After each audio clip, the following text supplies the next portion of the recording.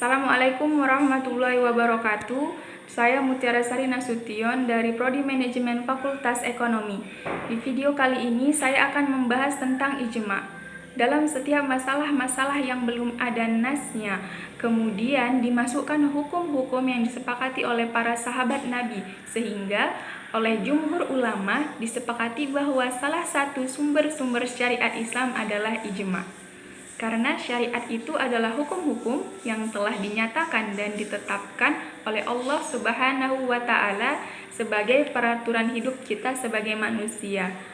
Ijma di dalam bahasa Arab berarti kesepakatan atau pendapat tentang sesuatu hal. Sedangkan ijma menurut istilah yaitu kesepakatan mujtahid umat Islam tentang hukum, syara, dan peristiwa yang terjadi setelah Rasulullah SAW meninggal dunia.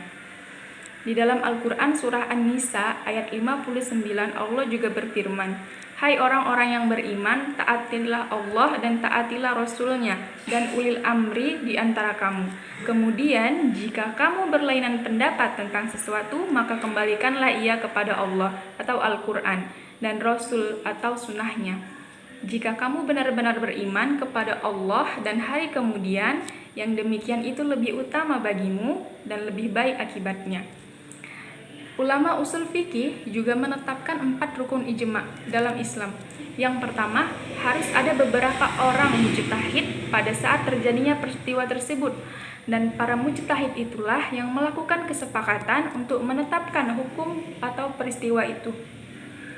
Kemudian yang kedua, yang melakukan kesepakatan itu hendaklah setiap mujtahid yang ada di dalam dunia Islam. Yang ketiga, kesepakatan itu harus dinyatakan secara tegas oleh mujtahid bahwa ia sependapat dengan mujtahid lainnya tentang hukum syara dari suatu peristiwa yang terjadi pada masa itu. Dan yang terakhir, kesepakatan itu hendaklah merupakan kesepakatan yang bulat, dan seandainya pun terjadi sesuatu atau terjadi suatu kesepakatan oleh sebagian besar mujtahid yang ada, maka keputusan yang demikian itu belum pasti ke taraf ijma, dan ijma yang demikian belum dapat dijadikan sebagai hujah syariah. Ijma juga dibagi menjadi 2 macam. Yang pertama ijma sharih dan yang kedua ijma sukuti.